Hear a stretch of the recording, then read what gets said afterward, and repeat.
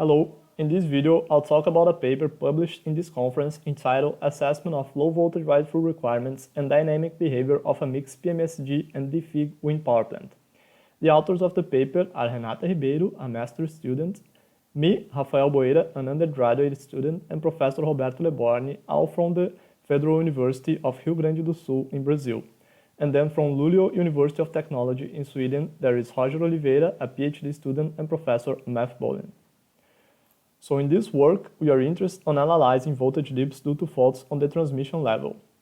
The main reason to this study is that most of the literature on this field is concentrated on voltage dips applied on the point of common coupling of wind farms, which means that the propagation from the transmission grids to the low voltage level is not considered. Therefore, our idea is to show the expected operation of a wind power plant when the voltage dips propagates from high voltage levels on transmission lines to the terminals of wind turbines. The dips observed in our simulations are compared to the Brazilian low voltage ride-through curve, which determines when a wind farm must continue operating in case that the residual voltage is above the curve, and when a wind farm can disconnect to protect its wind turbines and internal system, and that happens in the case that the residual voltage is below the curve. Beyond that, another objective of this paper is to compare two technologies all with wind turbines when submitted to voltage dips, the double-fed induction generator and the permanent magnet synchronous generator. And we do that by observing the overvoltage on DC link of wind turbines converter and overcurrents at its windings and nearby its converters. In order to conduct our analysis and simulations, we developed a case study of a wind farm, which is the Cerro Chato wind farm. This wind farm in particular is situated on the western region of the state of Rio Grande do Sul in Brazil at the frontier with Uruguay, as indicated here on this map. The existing power plant has an installed capacity of 163 megawatts, distributed in a proportion of 54 PMSG and 27 DFIG wind turbines.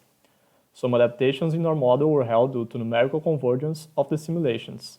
So we consider a power plant of 92 megawatts and an equivalent proportion of 23 wind turbines for the two types under study in order to have a better comparison between them. To develop the model for our simulations, two main systems had to be built on MATLAB Simulink.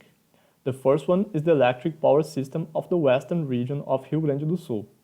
In this system, it was considered 26 transmission lines and 19 substations, as it's shown in here in this figure, all operating in 230 kilovolts.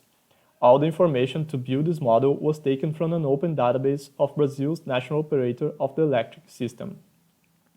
The second main system is the internal collector system of the Cerro Chato wind farm. In this system, it was considered an aggregated model of the wind farm with one block of the PMSG representing 23 wind turbines and one model of the DFIG representing 23 wind turbines as well. Also, it was considered the impedance of the internal lines and equivalent models for the transformer of low to medium voltage of wind turbine and the transformer of medium to high voltage in the substation. Finally, to simulate the faults, these were the conditions applied. The faults all last 100 milliseconds and they are all solid faults, which means that we are considering the worst scenario possible. They are all self-extinguished. All types of faults were simulated in all of the 26 transmission lines, and they were all applied at the middle of the lines. As results, we observed the behavior of a set of important variables during the voltage dips, which helps to understand the performance of the wind turbines in this event, as well as the difference in the dynamics between the DFIG and the PMSG. If you want to have a more detailed look at it, I recommend that you read the paper. So in this presentation, I try to summarize the analysis and results of the paper entitled Assessment of Low Voltage Ride-Through Requirements and Dynamic Behavior of a Mixed PMSG and DFIG Wind Power Plant. But if you want to know more about it, I strongly recommend that you read it, as I said before. Thank you for watching this video, and I hope that you enjoyed it, and I hope that you enjoyed the conference as well.